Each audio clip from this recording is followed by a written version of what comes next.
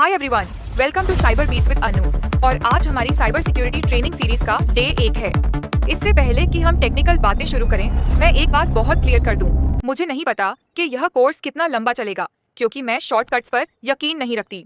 लेकिन एक बात मैं यकीन के साथ कह सकती हूँ, अगर आप आज से इस सफर में मेरे साथ खड़े डीठे होते हैं, तो आपको जीरो से एक प्रोफेशनल SOC एनालिस्ट बनाने की जिम्मेदारी मेरी है। मैं चाहती तो इस कोर्स को इंग्लिश में डिजाइन करके इंटरनेशनल ऑडियंस से लाखों व्यूज ले सकती थी, लेकिन जब मैंने इंटरनेट पर सर्च किया तो मुझे इंग्लिश में तो हजारों महंगे कोर्सेज मिले, पर अपनी जुबान में एक भी ऐसा डिटेल्ड और जीरो टू एडवांस कोर्स नहीं मिला जो आम बच्चों को एंटरप्राइज लेवल की कॉर्पोरेट ट्रेनिंग दे सके। इसलिए यह कोर्स मैं खास तौर पर उन लोगों के लिए डिजाइन कर रही हूँ जो अपनी जिंदगी में बहुत कुछ अचीव करना चाहते हैं, जिनके पास टैलेंट है, जुनून है, लेकिन उनके पास साइबर सिक्योरिटी के महंगे कोर्सेज खरीदने के पैसे नहीं हैं।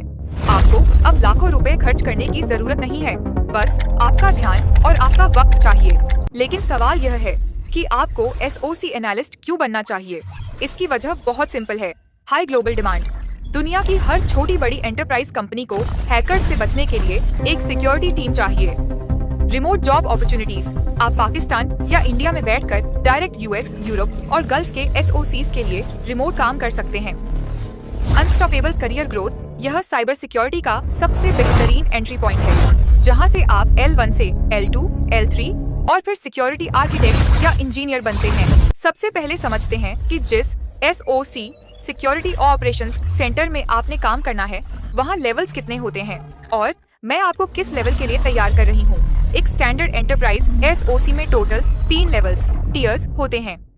लेवल 1 L1 ट्रियाज स्पेशलिस्ट, यह साइबर सिक्योरिटी की फ्रंटलाइन है और मैं आपको इस कोर्स में इसी लेवल 1 के लिए रेडी कर रही हूँ। L1 का काम होता है अलर्ट्स पर नजर रखना और शुरुआती इन्वेस्टिगेशन करना।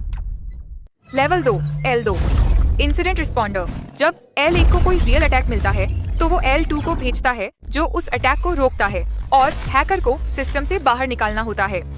लेवल 3 L3 थ्रेट हंटर और फोरेंसिक्स एक्सपर्ट, यह एडवांस्ड लेवल है जो पहले से छुपे हुए हैकर्स को ढूंढते हैं, लेकिन एक कॉर्पोरेट रियलिटी पहले ही दिन जहन में बिठा लें, हैकर किसी शिफ्ट का इंतजार नहीं करता। इसलिए एक SOC एनालिस्ट को कॉर्पोरेट एनवायरनमेंट में 24 घंटे 7 दिन शिफ्ट्स में काम करना होता है।